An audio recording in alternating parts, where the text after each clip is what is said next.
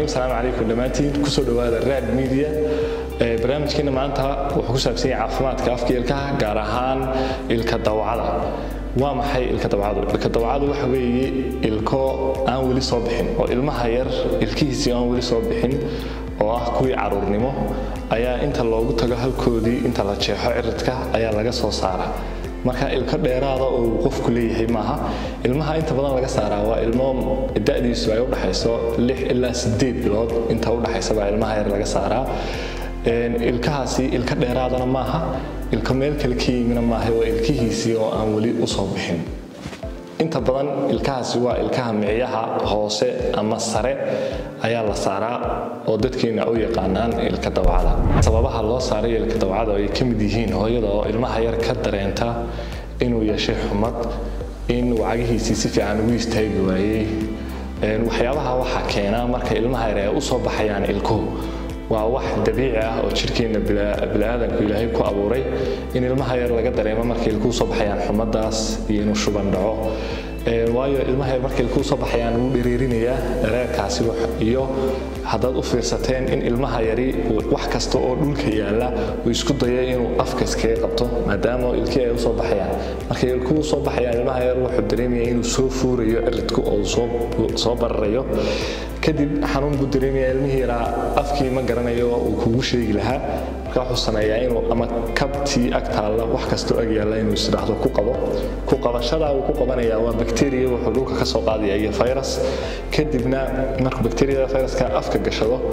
waxa ku dhacaysa inay xumadi ku dhacdo waxa ku dhacaysa inuu shubmo kadibna halkaas weeye halka ay ka imanayso xumada iyo shubankaasi ka waxaan waalidka kula talinaynaa in ilmaha yar loo daweeyo sida caadiga ah ee ah ilmaha yar uu ku dhacay shuban oo kale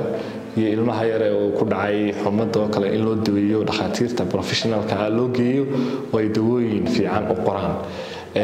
hase yeeshee in aan ilka laga saarin waayo ilkahan ilka muhiim weeyaan oo waxay boos haye u yihiin ilkahan carruurnimo waxay boos haye u yihiin ilkaha daa'imka hadda uu soo bixi doona shaqo fiican bay noo hayaan ilmaha yari cuntada ayuu ku cuni doonaa intuu yar yahay iyo cabitaanada ilka dawacada waxa saara dhakhtar dhaqameed aan aqoon badan u lahayn qaybaha caafimaadka aan wax barashana gelin iska jooga waab yar ama meel yar oo koona ah oo magaalada dibaddeedaba ah qalabka uu ku saaraa waxa weeye maxaad ama qalab aan ahayn qalabkii loogu talagalay ilka saarista maxaadkaasoo wuxuu sameynayaa inuu isticmaalo qof walba u yimaada inuu maxaadkaasi u isticmaalo oo intuu biyo diiran ka ugu wanaagsan inuu biyo diiran intuu soo diiriyo kadibna uu meedho oo qofkii ku xigayna sida ugu sameeyay isagana qaabka loo saaraa waxa weeye ilka dawacada wuxuu soo qaadayaa maxaadkii kadibna ilmihii oo aanu siinin wax suuxina waayo qofku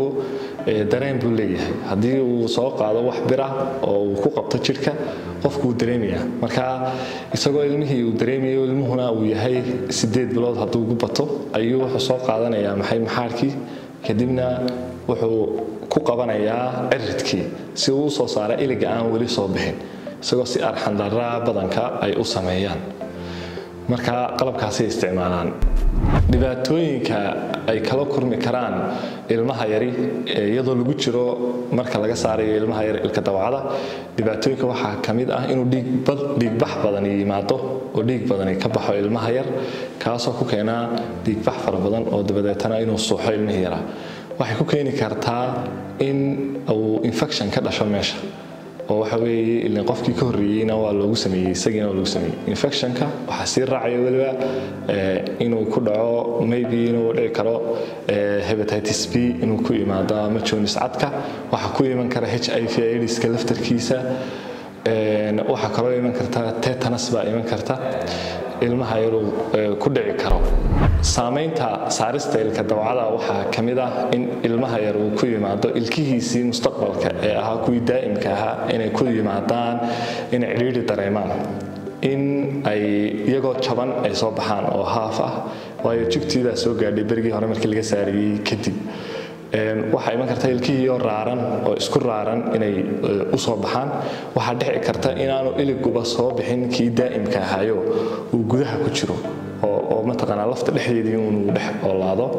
ilaa x-ray lagu eegana aan la arki karin kuwaasaa ka mid ah saameynaha hadhowtoolay qofka ilkihiisa soo gaaraya